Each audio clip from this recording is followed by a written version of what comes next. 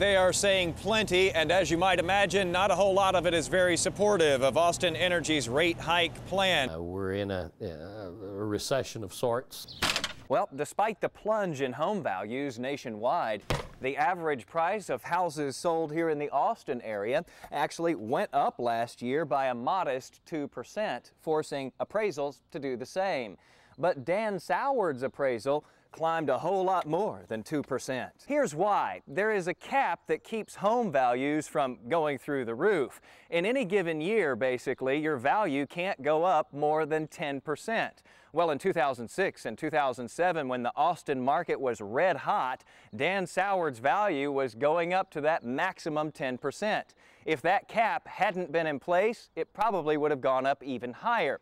So in 2008, when things cooled off just a bit, there was finally some room in there to add in that extra value that had been left out in years past. Governor Rick Perry's final presidential fundraising totals are in, and they are pretty telling. As soon as he started dropping in the polls, donors dropped away in droves. Perry raked in more than $17 million right out of the gates. Then he had those debate gaffes and a few other stumbles on the campaign trail, and his donations fell to just under $3 million. The governor spent more than $16 million bucks.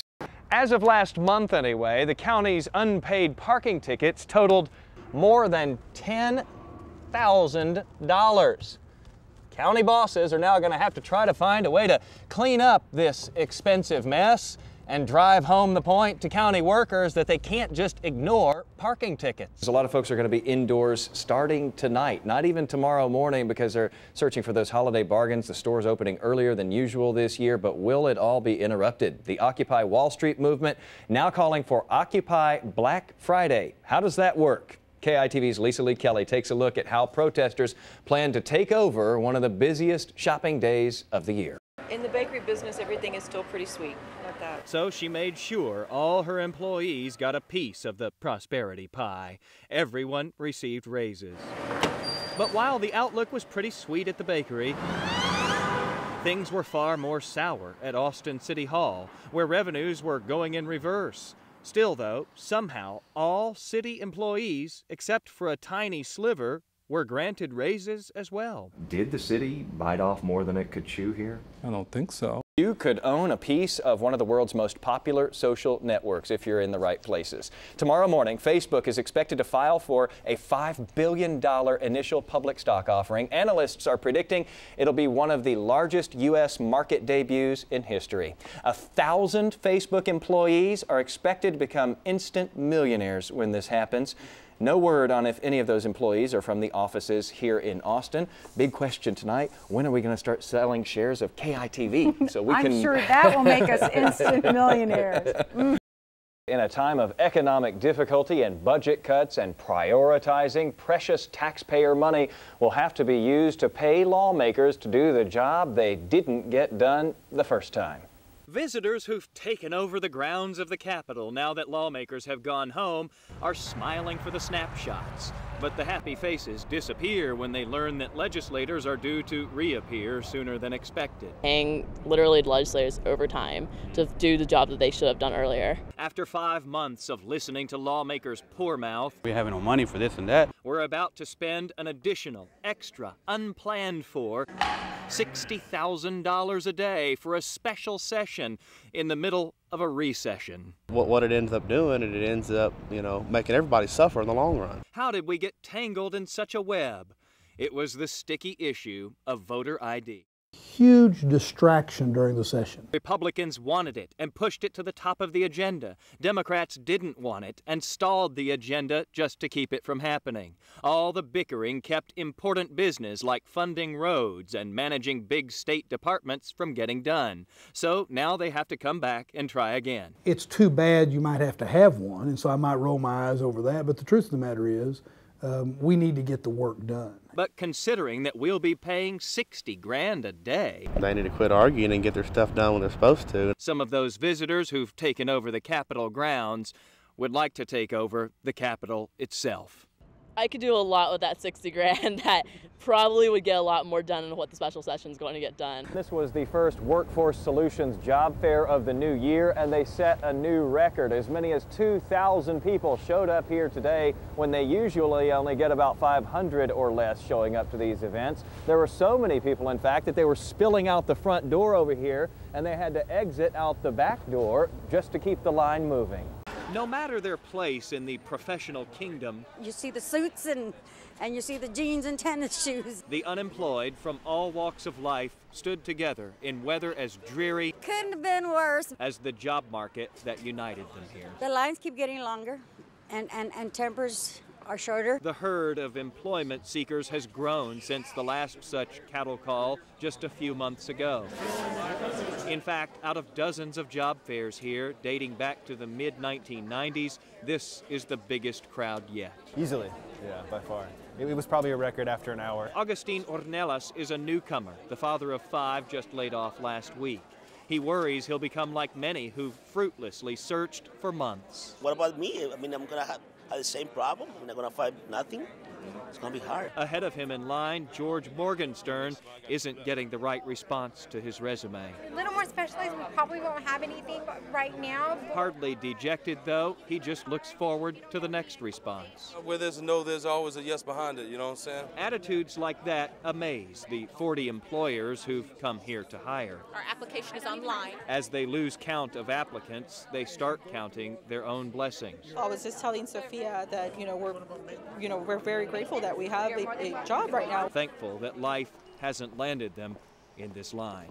In Money Matters tonight, we have been following the stories of these people returning to what is left of their homes here in Bastrop County. And what we've noticed is that there seems to be a valuable lesson to be learned here, even for those of us who don't live in these burned out neighborhoods. Everyone's situation is different. Insurance adjuster Mark Maddox has been inspecting some of the 1,500 homes burned in Bastrop County. All of these are, total losses in this area. One of his clients, Owen Walters, owns this mound of ash and debris. It doesn't look good. There's nothing here. The good news is he's covered. I want to present you with this contents check. And more good news, Maddox says many of the people his company insures in Bastrop County have had enough insurance. But do you?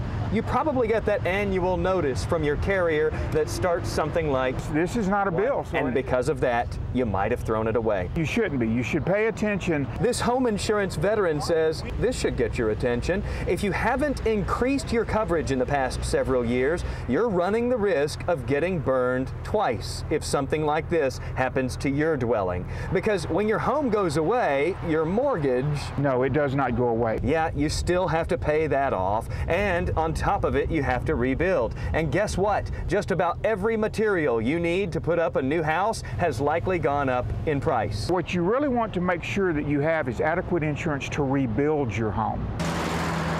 Some additional protection might cost you an extra 10 or 20 bucks a month, but in a disaster, it could save you far more, especially if you can only save what Owen Walters was able to grab in those last few moments before he had to get out. I took some papers, hey, my good pants, my only shoes,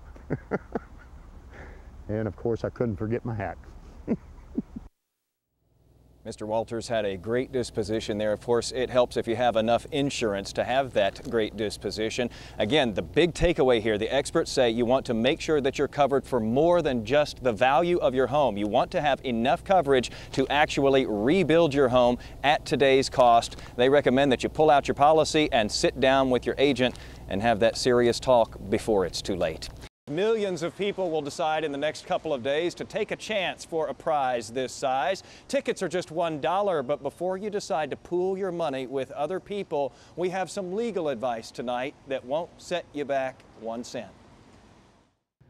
Give me a call about some Van Halen tickets. At the Ticket City offices here in Austin, he ordered 2 and then 3. Demand for certain stubs is running pretty high. Right now, there's of course the Final Four coming up this weekend, so that's always a big deal. But by far, the hottest ticket going right now isn't one that's sold by the staff here. It's the one being bought by the staff. They are pooling their money to purchase tickets for the record $500 million Mega Millions lottery jackpot. It's been the talk of the office. The things that we would buy, and the boats and the houses and the cars and all that good stuff. All of that money could change so much, but it can change people too. Do you feel like you can trust all of the people who are in the pool? Yeah, we've all worked together for a long time. But the chances that someone in your pool could create a legal headache are actually better than the chances of you winning the lottery. So says Austin attorney Sean Breen, who has handled such cases. I've been involved with a lot of different lottery disputes. Breen recommends you put the money sharing agreement in writing, even if it's just a simple statement. Friends are friends, but $500 million definitely leads to dispute. Know when and where the shared tickets are being bought, and everyone, he says, needs to see the tickets. Make copies of the tickets, all right? Both sides, the front and the back. Breen's own staff has its own office pool going. We have an agreement all set out. We have it emailed to all of us. And Breen says that any office poolers who aren't taking those precautions when playing the lotto are gambling more than they should.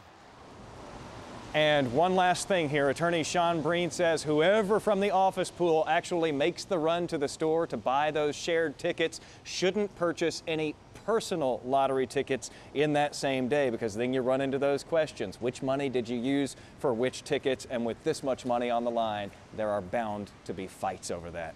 The 8-hour grind finally ends.